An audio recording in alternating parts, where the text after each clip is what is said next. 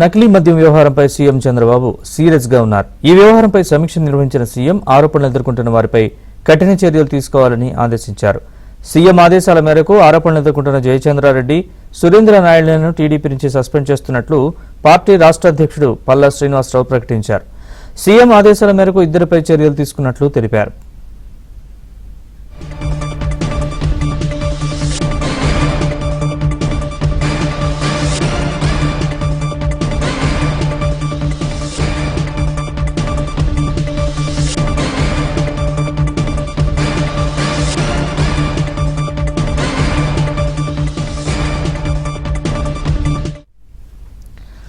నకిలీ మద్యం వ్యవహారంపై సీఎం చంద్రబాబు సీరియస్ గా ఉన్నారు. ఈ వ్యవహారంపై సమీక్ష నిర్వహించిన సీఎం ఆరోపణలు ఎదుర్కొంటున్న వారిపై కఠిన చర్యలు తీసుకోవాలని ఆదేశించారు.